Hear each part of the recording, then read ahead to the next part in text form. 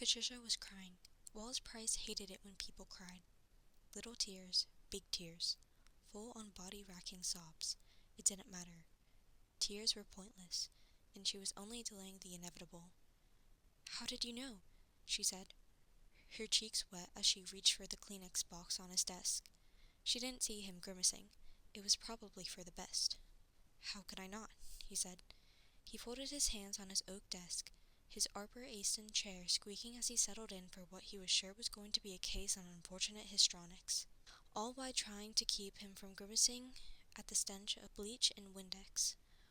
One of the night staff must have spilled something in his office, the scent thick and cloying. He made a mental note to send out a memo to remind everyone that he had a sensitive nose, and that he shouldn't be expected to work in such conditions. It was positively barbaric. The shades on the windows to his office were pulled shut against the afternoon sun, the air conditioning blasting harshly, keeping him alert. 3 years ago, someone had asked if he could move the dial up to 70 degrees. He laughed. Warm fled to laziness. When one was cold, one kept moving. Outside his office, the firm moved like a well-oiled machine, busy and self-sufficient, without the need for significant input, exactly as Wallace liked. He wouldn't have made it as far as he had if he had to micromanage every employee. Of course, he still kept a watchful eye. Those in his employ knew that they needed to be working as if their lives depended on it. Their clients were the most important people on earth. When he said jump, he expected those within earshot to do just that without asking inconsensual questions like how high. Which brought him back to Patricia. The machine had broken down, and though no one was infallible, Wallace needed to switch out the part for a new one. He worked too hard to let it fail now. Last year, he had the most profitable in the firm's history. This year was shaping up to be even better. No matter what condition the world was in, someone always needed to be sued. Patricia blew her nose. "I didn't think you cared." He stared at her. "Why on earth would you think that?" Patricia gave a watery smile. "You're not exactly the type." He bristled. How dare she say such a thing, especially to her boss? He should have realized 10 years ago when he interviewed her for the paralegal position that it'd come back to bite him in the ass. She'd been chipper, something Wallace had believed would lessen with time, seeing as how a law firm was no place for cheerfulness. How he'd been wrong. "Of course It's just that things have been so hard lately," she said, as if he hadn't spoken at all. "I've tried to keep it bottled in, but I should have known you'd see right through it." "Exactly," he said, trying to steer the conversation back on course. The quicker he got through this, the better off they'd both be. Patricia would have realized that eventually. "I saw right through it. Now, if you could—" "And you do care," she said. "I know you do. I knew the moment you gave me a floral arrangement for my birthday last month. It was kind of you, even though it didn't have a card or anything. I knew what you were trying to say. You appreciate me. And I so appreciate you, Mr. Price." He didn't know what the hell she was talking about. He hadn't given her a single thing. It must have been his legal administrative assistant. He was going to have a word with her. There was no need for flowers. What was the point? They were pretty at first, but then they died, leaves and petals curling and rotten, making a mess that would have been avoided if they had not been sent in the first place. With this in his mind, he picked up a ridiculously expensive Montblanc pen, jotting down a note. "Idea for memo. Plans are terrible and no one should have them." Without looking up, he said, "I wasn't trying to—" "Kyle was laid off 2 months ago," she said, and it took him longer than he cared to admit who she was talking about. Kyle was her husband. Wallace had met him at a firm function. Kyle had been intoxicated, obviously enjoying the champagne. Moore, Price, Hernandez, and Worthington had provided yet another successful year. Face flush, Kyle had regarded the party with a detailed story Wallace couldn't bring himself to care about, especially since Kyle had apparently believed volume and embellishment were a necessity in storytelling. "I'm sorry to hear about that," he said stiffly, setting his phone down on the desk, "but I think we should focus on the matter at—" "He's having trouble finding work," Patricia said, crumpling her tissue before reaching for another. She wiped her eyes, her makeup smearing. "And it couldn't come at a worse time. Our son is getting married this summer, and we're supposed to pay for half of the wedding. I don't know how we'll manage, but we'll find a way. We always do. It's a bump in the road." "Mazel tov," Wallace said. He didn't even know she had children. He wasn't one to delve into the personal life of his employees. Children were a distraction, one he never warmed to. They caused their parents, his employees, to request time for things like recitals and illness, leaving others to pick up the slack. And since human resources had advised him he couldn't ask his employees to avoid starting families, he can't tell them to just get a dog, Mr. Price. He'd have to deal with mothers and fathers needing the afternoon off to listen to their children vomit or screech songs about shapes and clouds or other nonsense. Isha honked into her tissue, a terrible, wet noise that made his skin crawl. And then there's our daughter.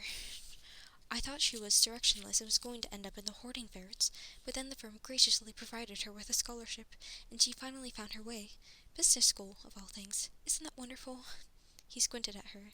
He would have liked to speak to the partners. He wasn't aware they offered scholarships. They donated to charities, yes, but the tax breaks more than made up for it. He didn't know what sort of return they'd seen on giving money away for something as ridiculous as business school, even if it could be written off. The daughter would probably want to do something as asinine as open a restaurant or start a non-profit. I think you and I have different definition of wonderful. She nodded, but he didn't think she was hearing him. This job is so important to me, now more than ever.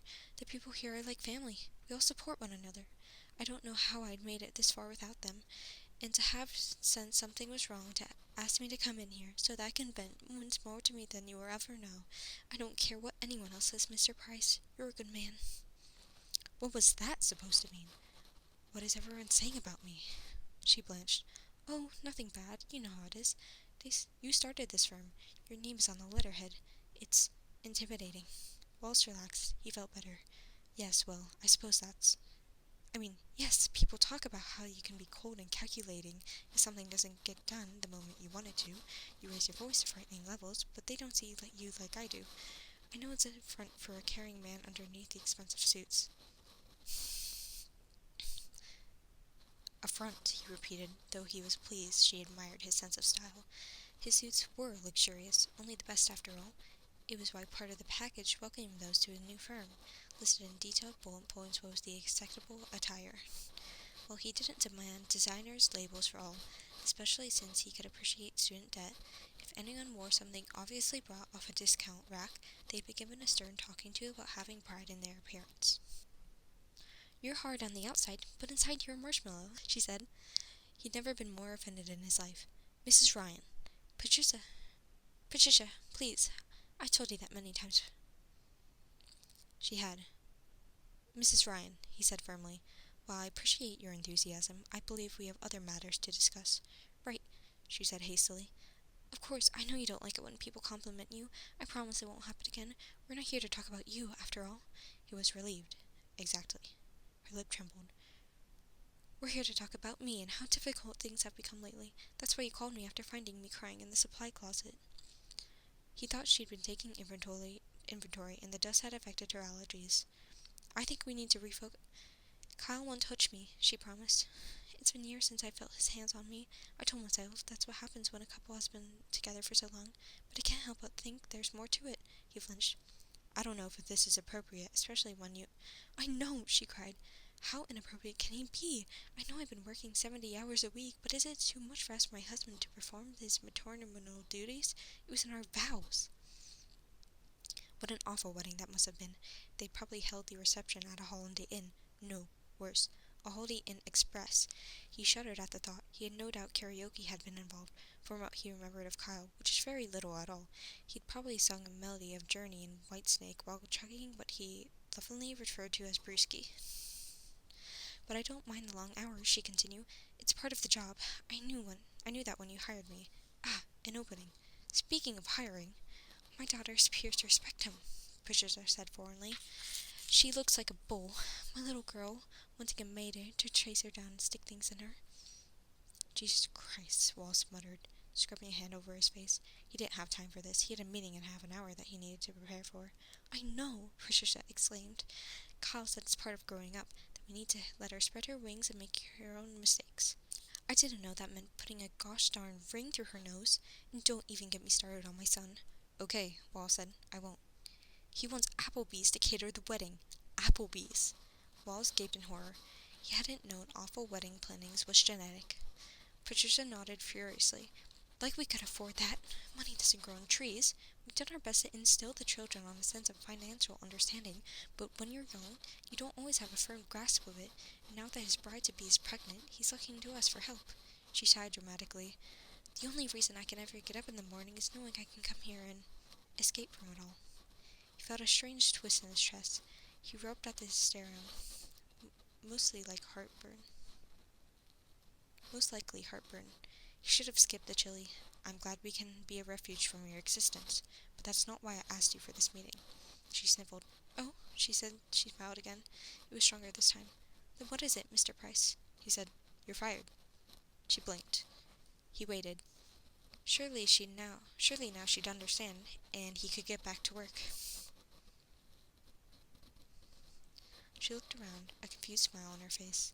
Is this one of those reality shows? She laughed. A ghost of her former exuberance he thought had long time since vanished. Are you filming me? Is someone going to jump out and shout, Surprise! What's that show called? You're fired, but not really? I highly doubt it, Wall said. I haven't given authorization to be filmed. He looked down at a purse in her lap. Or recorded. Her smile faded slightly. Then I don't understand. What do you mean? I don't know how to make it any clearer, Mrs. Ryan. As of today, you are no longer employed by Moore, Prince, Hernandez, and Worthington. When you leave here, security will allow you to gather up your belongings, and then you'll be escorted from the building. Human Resources will be in touch shortly after regarding any final paperwork in case you need to sign up for, what was it called? He flipped through the papers on his desk. Ah, yes, unemployment benefits. Because apparently, even if you're unemployed, you can still suckle from the teat of the government in the form of my tax dollars. He shook his head. So in a way, it's like I'm still paying you, just not as much, or while working here, because you don't. She wasn't smiling any longer. What? You're fired, he said slowly. He didn't know what was so difficult for her to understand. Why? She demanded. Now they were talking. The whys of things was Wallace's specialty. Nothing but the facts. Because of the amicus brief in the Cotero matter, you filled it 2 hours past the deadline. The only reason it was pushed through was because the Judge Smith owed me a favor, and even that almost didn't work. I had to remind him that I'd seen him and his babysitter turned mistress at the... It doesn't matter. You could have cost the firm thousands of dollars, and that doesn't even begin to cover the harm it would have caused our client. That sort of mistake won't be tolerated. I thank you for your years of dedication to Moore, Prince, Hernandez, and Worthington, but I'm afraid your services will no longer be required. She stood abruptly, the chair scraping along the hardboard floors. I didn't file it late. You did, Wallace said evenly. I have the timestamp from the clerk's office here if you'd like to see it. He tapped his fingers against the folder sitting on his desk. Her eyes narrowed. At least she wasn't crying any longer. Wallace could have handled anger. On his first day in law school, he was told that lawyers, while a necessity in a functioning society, were always going to be the focal point of ire. Even if I did file it late, I've never done anything like that before. It was one time. And you can rest easy knowing you won't do anything like it again, Wallace said, because you no longer work here. But my husband, and my son, and my daughter. Right, Wallace said. I'm glad you brought that up. Obviously, if your daughter was receiving any sort of scholarship from us, it's now rescinded. He pressed a button on his desk phone. Shirley, can you please make a note for HR that Mrs. Ryan's daughter no longer has a scholarship through us? I don't know what it entails, but I'm sure they have some form to fill out that I need to sign. See to it immediately. His assistant voice cackled through the speaker. Yes, Mr. Price. He looked up at his formal paralegal. There, see, all taken care of. Now, before you go, I'd like to ask that you remember we're professionals. There is no need for screaming or throwing things or making threats that will undoubtedly be considered a felony, and if you could, please make sure when you clear out your desk that you don't take anything that belongs to the firm.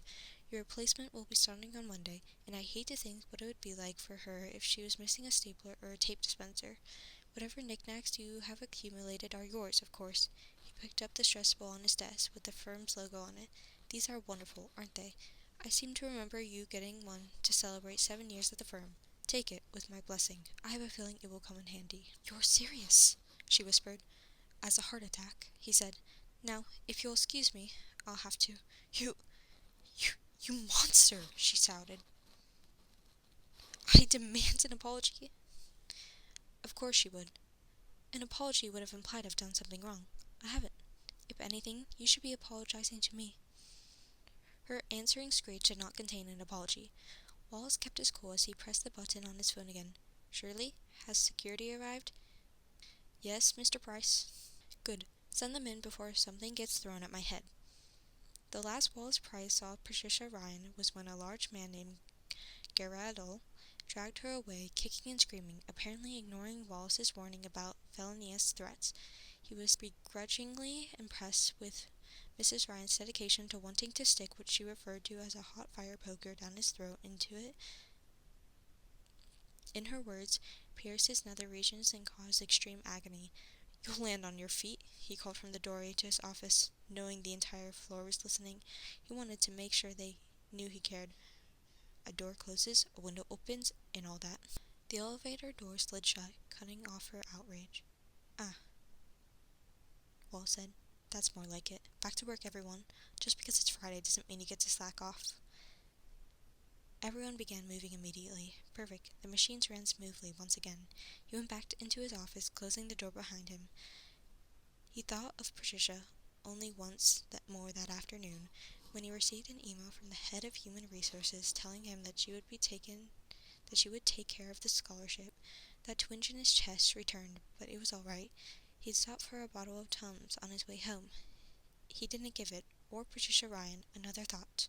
Ever forward, he told himself as he moved the email to a folder marked Employee Grievances. Ever forward. He felt better. At least it was quiet now. Next week, his new paralegal would start, and he'd make sure she knew he wouldn't tolerate mistakes. It was better to strike fear early rather than deal with incompetency down the road. He never got the chance. Instead, 2 days later, Wallace Price died.